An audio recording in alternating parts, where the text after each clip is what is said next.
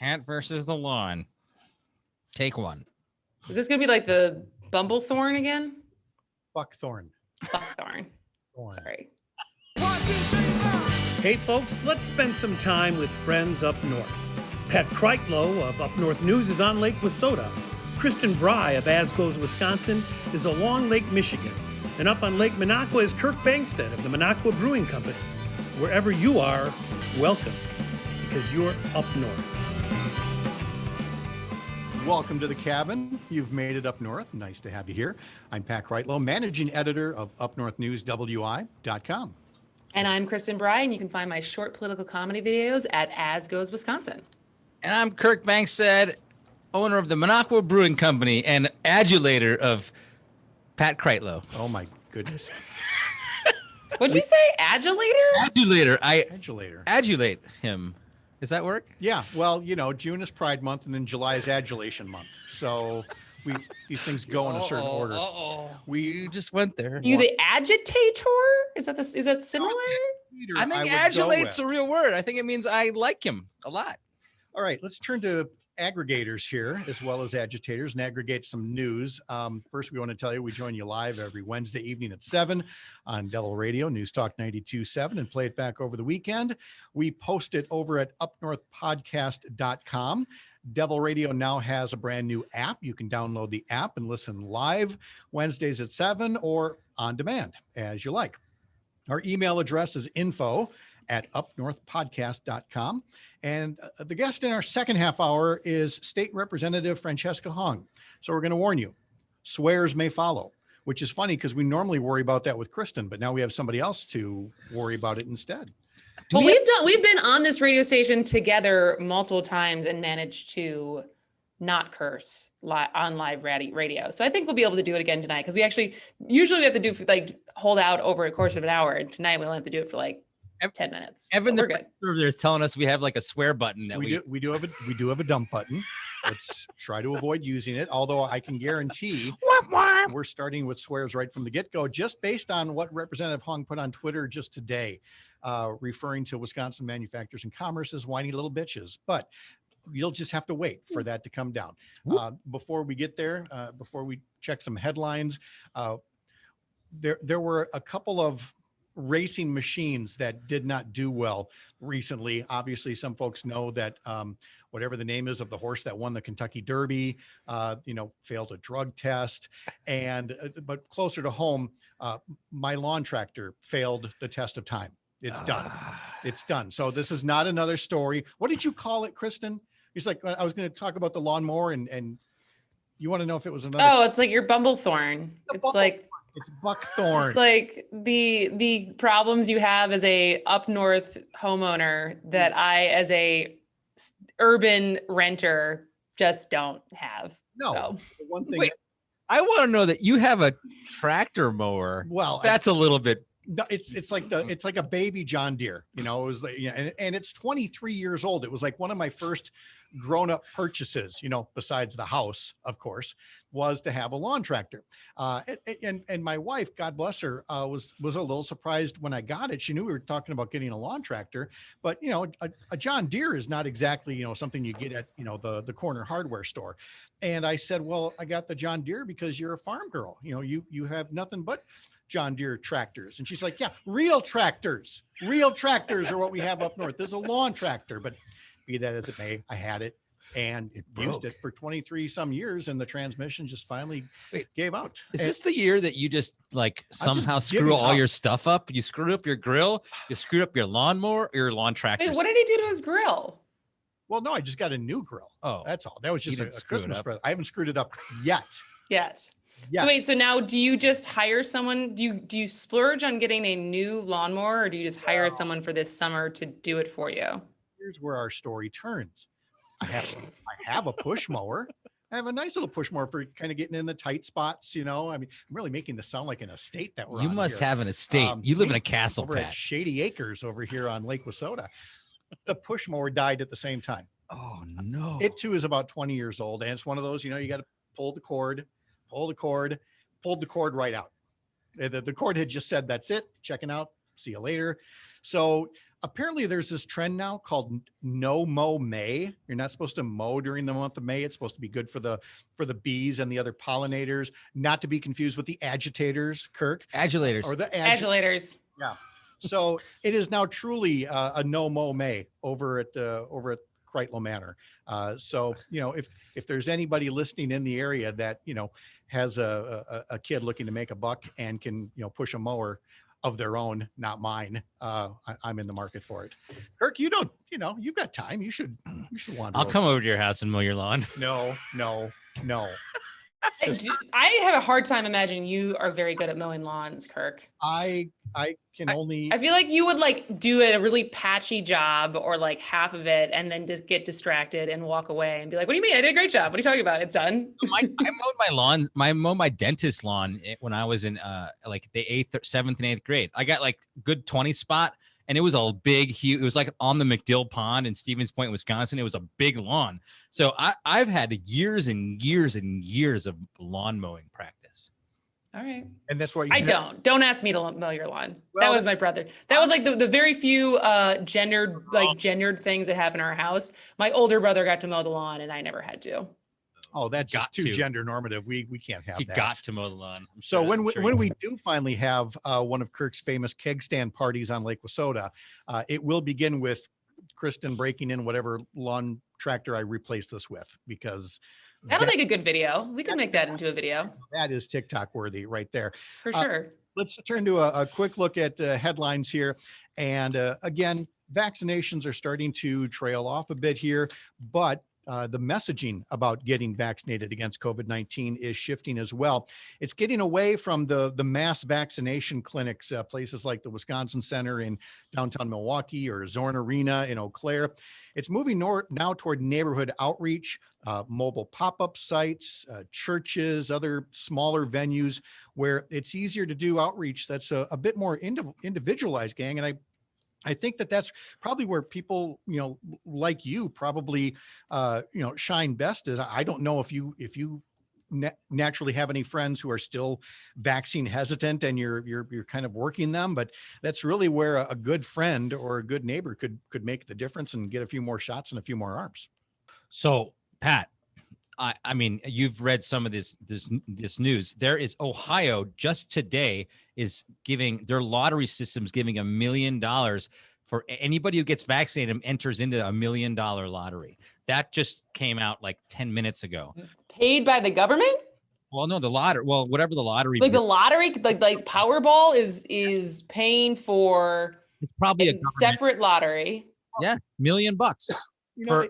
That's a perfect idea. That's a great idea. That's what I feel like most of this is. I mean, I think it's going to come down to some is going to be incentives like carrot and stick and stuff like that. But who was it that was just this week that was talking about what research they've done? It's like bullying people into getting the vaccine is not going to work. And so I actually stopped myself. I was going to make a silly video talking about like kind of making fun of the people who come into my comments after I make a vaccine video telling me that I'm a sheep and blah, blah, blah. And I was going to make a video making fun of them.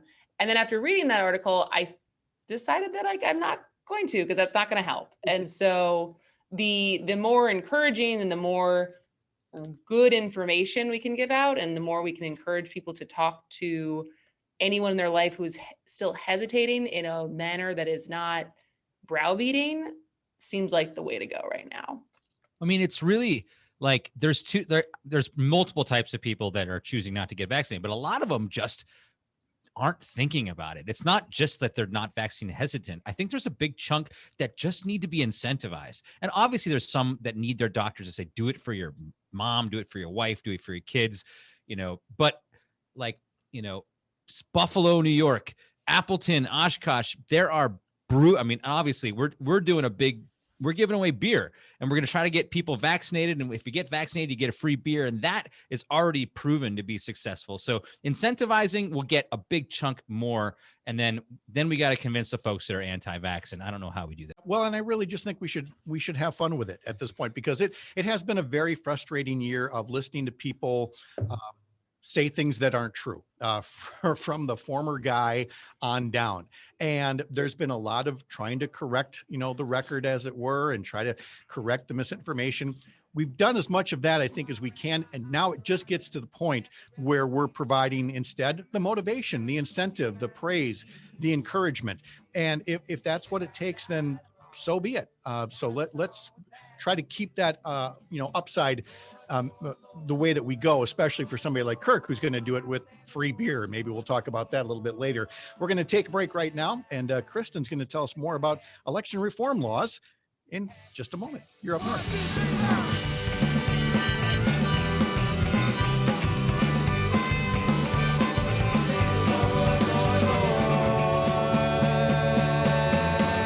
Won't you let me die? The Up North podcast is a small group project from three ne'er-do-wells who once upon a time were described as a crack commando unit sent to prison by a military court for a crime they didn't commit.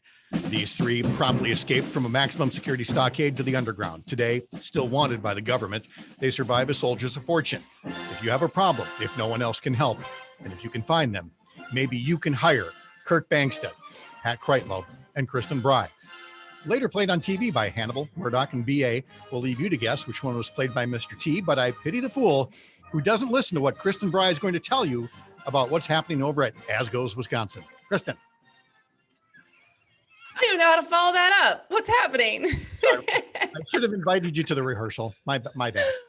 All right. Well, as part of being part of the A team, I also produce daily social media videos that combine all things Wisconsin, whether it's history, sports, politics.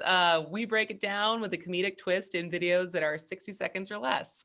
So whether you find yourself checking Facebook or Instagram or Twitter or TikTok the most, you can find my videos on all of those platforms at As Goes Wisconsin. All right, Murdoch, Kirk, you're up next. I pity the fool who crosses Pat Kreitlow. Nice try. I pity the fool.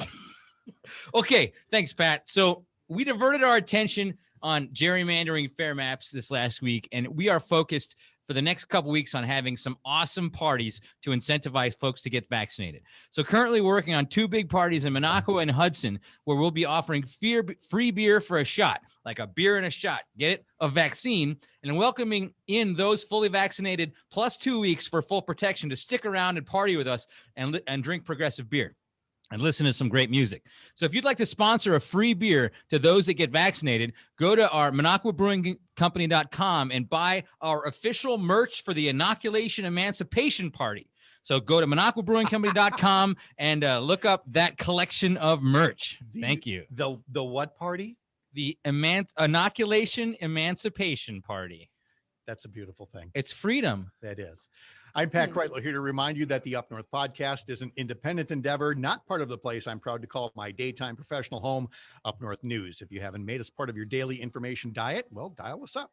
We're a no-nonsense digital newsroom specializing in covering the leaders and newsmakers whose actions have a direct impact up north and anywhere around the four corners of Wisconsin. Our reporters do not speak in newsroomese or political gibberish.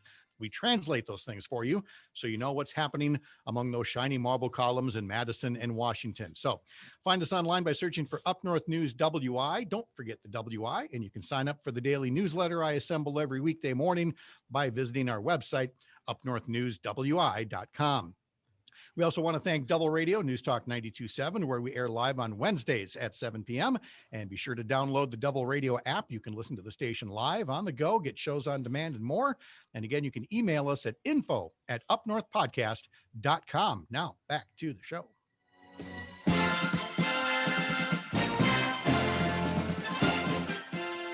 All right, welcome back to the Up North podcast. I'm Kristin Bry, along here with Kirk Bangstead and Pat Kreitlow. So let's talk about the tug of war, ongoing headlines that are happening with the laws that control our elections. Pat, why don't you give us a rundown of where we stand, at least in Wisconsin, as from the proposed bills for quote unquote election integrity, despite there being zero evidence of any No fraud. non-election integrity. Right. Solutions, quote unquote, in search of a problem. And sure, we can do all this in 6.5 minutes.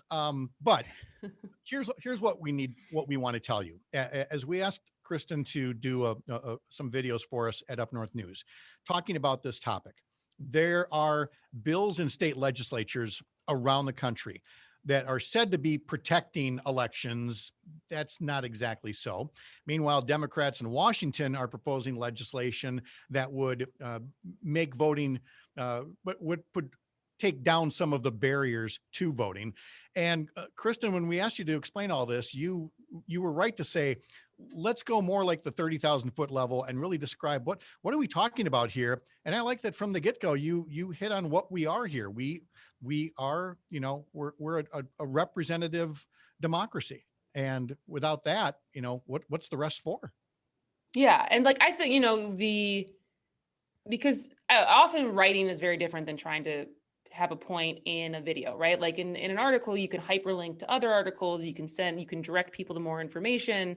But in a video, you got the slotted time that you got to make the point that you're trying to make and bring it home, do your intro, your meat, and bring it home in maybe a minute, 2 minutes. And so I was like, all right, what are we trying to get across here? And I think getting beyond the partisan, well, you're a Democrat, so you're wrong, or you're a Republican, so you're wrong, and the partisan, the simplistic partisan generality or generalizations we make on one another, as far as it's easy to immediately hear what the other side says about voting and say, well, I don't agree with that because that side said it. So it's like, all right, let's strip everything back and actually think about this thing that we hold dear, which is democracy, which we haven't, and we literally, when you look up the definition of democracy, it's a system of government that's based on the legitimacy of the participation of its people, i.e. voting. And we have not always been good as a country at that part, considering it took multiple amendments to our Constitution to legally allow and secure everyone's right to vote. And we're still not good at it because we're really the only democracy that discourages its people from voting by making it so hard to vote. And so and like we're the only, I think I read today, we're the only major democracy or advanced democracy that you're not automatically registered to vote. You have to jump through these hoops to opt in versus opt out. And so when you strip that all back and you kind of think about it like this is not a partisan thing. If we believe in our democracy, we should be finding solutions that make it more accessible for everyone and all of our population to vote versus assuming that the only way to have safe elections is to make it harder to vote, because that is a straw man's argument. Right. The two are not linked. Yeah. I mean, if anything, it's like we can make them more secure if we just gave them more money, but so not everyone wants to do that. So Kristin, that was a great overview of what's happening. I mean, can I talk about my extreme nightmare and it possibly coming to fruition in 2024? My extreme nightmare is that all these over 300 voter suppression bills in 43 states, a lot of them get passed, and it's really hard to vote in 2022. Now, the Republicans, because they've made it harder to vote, they take over. They get the majority in the House and the Senate in 2022. They then, 2 years later, Joe Biden runs for president and wins. And they say they do not confirm that he won, because we know that the majority of the Republicans that are in the House and the Senate would have probably disavowed Biden's election on this time around. The only thing that stopped it was that we had a Democratic elected House. So is it possible that if these guys actually pass these voter suppression rules, that we will turn into an authoritarian state in 2024 and Biden will just not win because they override the election results? That's a dystopian projection, Kirk. And there's a lot of stuff that we can work on There's before that happens. Well, and that's just it. There is a lot to do to either make sure that elections stay safe and free of those barriers. But more importantly, to Kirk's fundamental point, is to accept the results.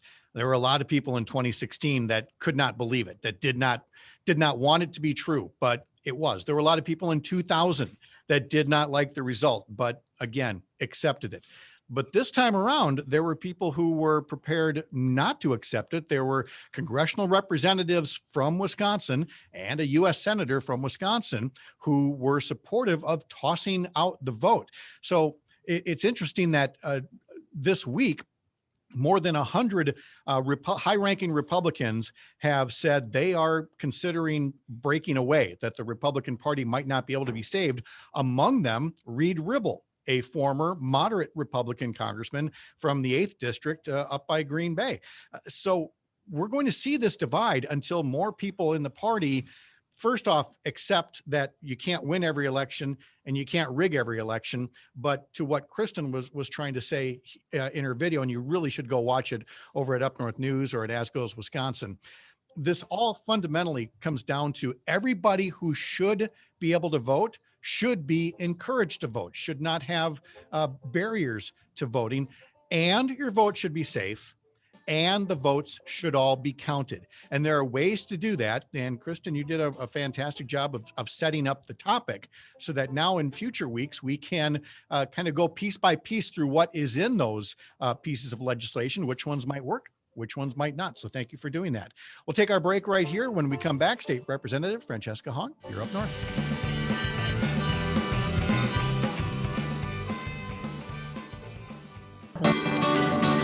Hey, welcome back to the Up North podcast. I'm Pat Kreitlow.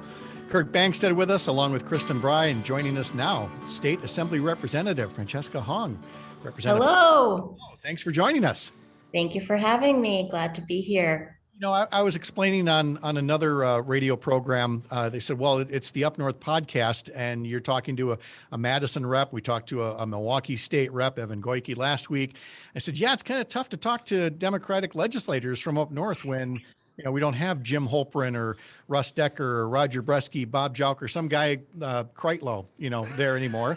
And so when we want to get that progressive viewpoint of what other progressives up north need to hear, they need to hear from folks like you who, frankly, we're all very grateful that you're serving and not just occupying a seat, not just keeping it warm, but actually, you know, walking the walk, talking the talk, and tweeting the tweet.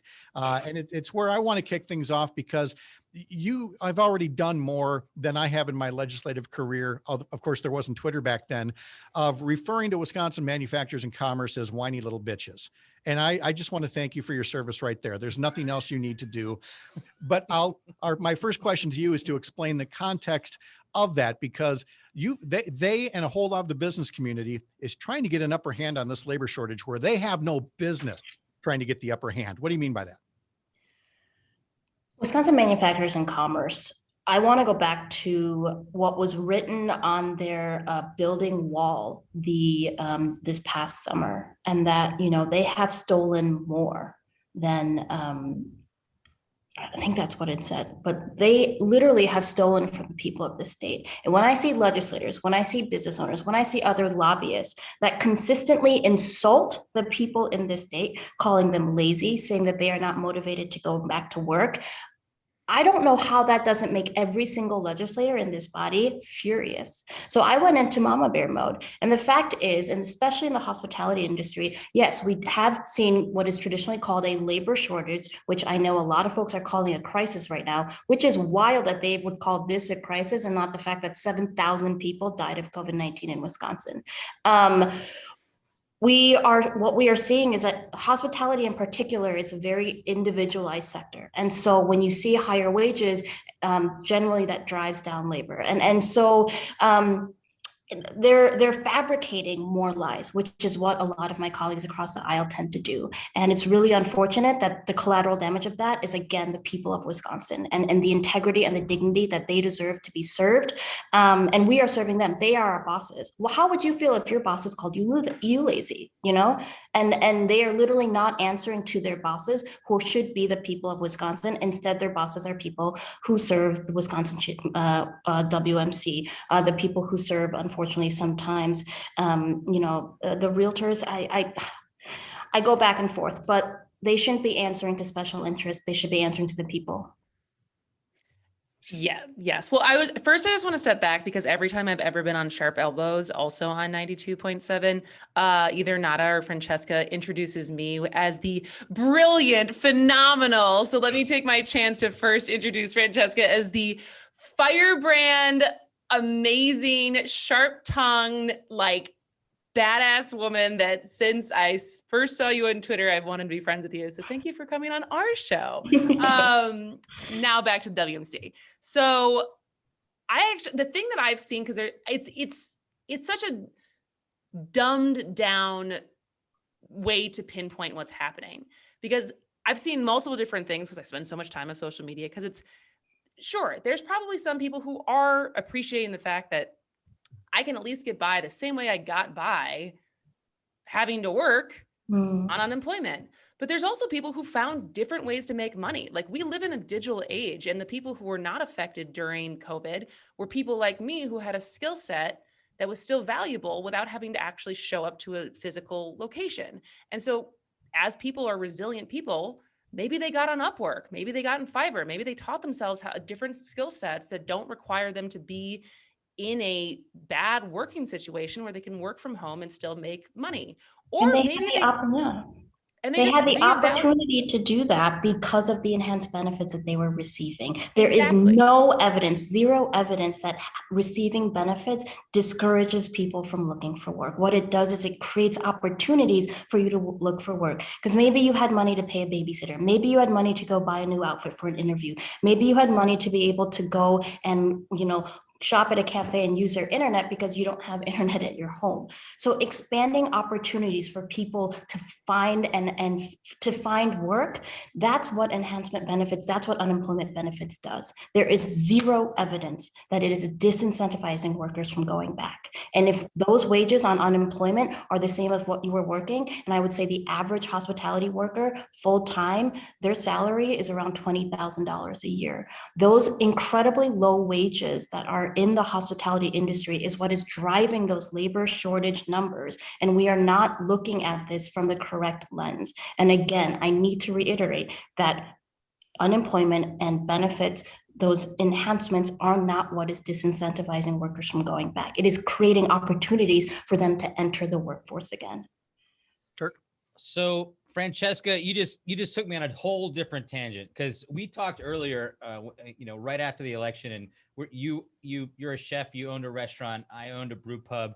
We share a lot of similar kind of experiences. I was going to ask you about, all this withholding of stimulus money and restaurants going out of business. That was my original question, but you just hit me so hard on hospitality workers not making enough money. And I pulled my hair out trying to figure out how to make the economics work of running a brew pub and not paying my cooks anything more than $15 an hour, paying my servers more than $3 an hour, and hoping that somebody would tip them well.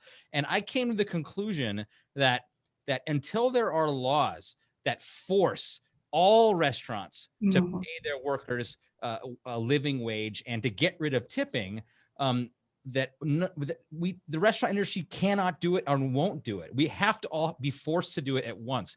Talk to me about that. I agree. Our industry is very broken, and that's what so many other restaurant owners and folks in the food and beverage industry talk to me about. They want to be able to offer a minimum of $15 an hour. They don't know how can they take tipping away, because some servers were walking away with $200-300 a night, where we still had workers in the back of the house that were barely making $13-12 an hour, doing really hard, difficult labor. And so I think think you're absolutely right in that if we don't make this the norm, if we don't have pressure from both government policies and the fact that we have to bring diners into this as well. Diners have to recognize that food has been artificially priced low for many, many years. This industry, when I say it's broken, it's permeated these false notions of what the true cost of food and running a restaurant is. We know now that profit margins are minuscule. We know now that restaurants, but also are very community oriented. So I think restaurants that you see being successful, that can still pay their workers well, and they can, offer benefits and really help people build careers, are ones whose reputations are really, they've invested in those relationships with their clients. But you're right that we have to normalize the fact that there's going to be a service fee, and a server might tell you that this service fee is to make sure that everyone in this building gets a living wage. This service fee is and if you want to tip on top of that, great, but it's allowing us to keep our jobs and have dignity in our jobs. And so it needs to be a common, there needs to be a lot of education, both in the industry, but also to our guests, to let them know that, hey, why don't you frequent the ones that are doing the right thing? And in so doing, not that WMC has a counterpart, but there are groups that try from time to time. And right now, one of them is Main Street Alliance. And the point that is being made is that by having government set a level playing field, you no longer have small, hometown, locally owned businesses that are caught up in this race to the bottom by their larger national customers. Exactly. A lot of people will tell you that, one of the things about capitalism that works is competition leads to these efficiencies, et cetera, et cetera. That's fine in some areas. But when we're talking about competition to pay as little as possible, and that people are relishing in that as if it's some sign that something's working, I don't think they could be more wrong. It is a sign that things are broken here. And so and yet you're hearing from people just this week in an assembly session, if I heard right, there was somebody on the other side of the aisle talking about how you Democrats never sign the front of a paycheck. You only sign the back of a paycheck. And I think somebody better say to him, hey, pal, you're not going to Stefan. sign the front if you can't find the workers because you treat them like crap.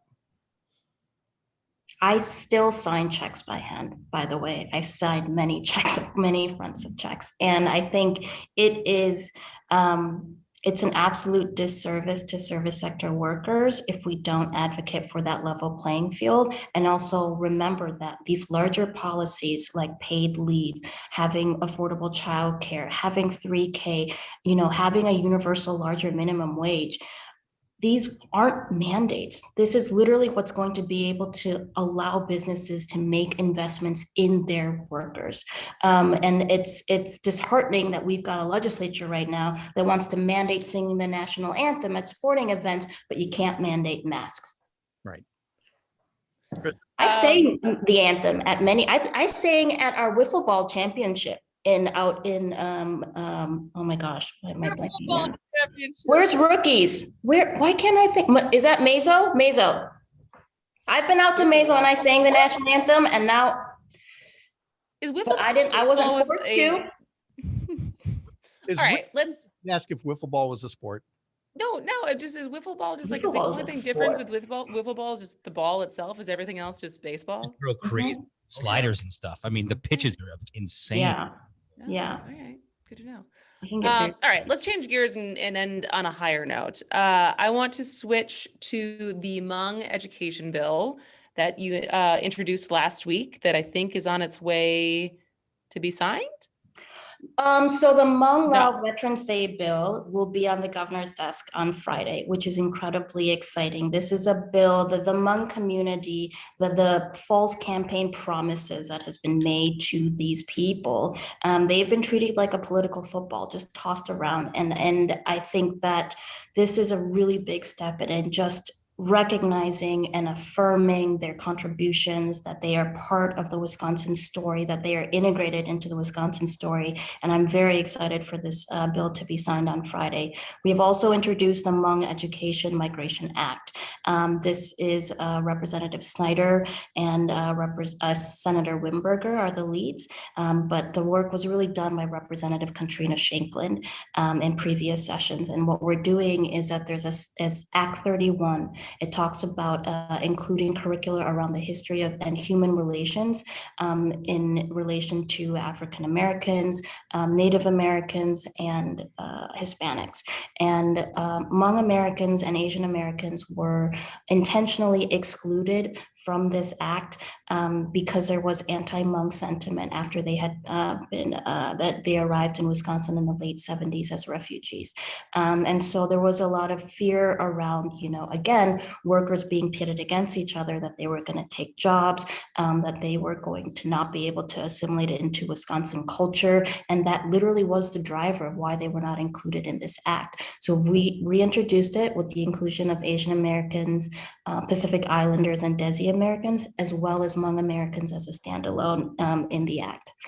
So we're circulating right now, and we're really hoping that we can get it through committee and to the assembly floor. Well, See, this is problems that need solutions. And here, this is what that looks like. So that's awesome. it is. And in the 1 minute that we have left, Francesca, again, for folks, whether they're moderate, progressive, soft center, right, folks that live up north, what do you feel like they should know about their hometown legislators, the things that either they're doing or not doing when it comes to standing up for their constituents, or are they standing up for their donors, or is it all ideological? What do you feel like they don't know about their hometown lawmakers? I don't think they know that their hometown lawmakers are perpetuating harm, and that they're using words like accountability and transparency. But when you're a legislator in a gerrymandered state like we are, you don't have to answer to constituents because your seat is warm no matter what you do. So who are they answering to? I think it's absolutely right for every Wisconsinite to demand that their legislators show up to their community, that they meet their communities where they are, that they answer the phone, that they talk about issues that really matter to them, and that they invest in their communities. There is so much talk about the budget and making sure that we have a healthy budget, and that's great. But why are we not talking about investing in people and the policies that are going to help invest in people, like expanding Medicare, like making it easier to access, quality health insurance, that the fact that we have all of these different ways to include, to make a healthier budget, like decriminalizing marijuana, that these types of policies, they don't have to be seen as left or right. They should be Wisconsin policies for Wisconsin people, and Wisconsin legislators should have to answer to people when they want us, if they're literally talking about things that are impacting people's everyday lives and livelihoods. State Representative Francesca Hong, it was so great to meet you, to have you on the show. Hope we can do it many more times. Thanks so much. Absolutely. Kirk, anything you want to say? I'm sorry. As this segment was beginning, the bull in the china shop over here unplugged the radio station computer. And while we continued talking here on the Zoom recording, Kirk took an entire radio station down. Congratulations. Wait, can you hear me now? Am I on? I can hear you, and we have all of 30 seconds. Sorry. I got so excited doing my intro that I kicked the actual computer button that was on or off, and it totally shut down everything. And I'm really glad it did, because we warned you about Francesca swearing. You should have heard what was here, Kristin. Consider yourself lucky. Hey. Okay. Seems like sorry, Kristin. It seems like as good a place to wrap up as any. So again, info@upnorthpodcast.com for Kristin Bry and the Incredible Hulk. I'm Pat Kreitlow. We'll see you next time.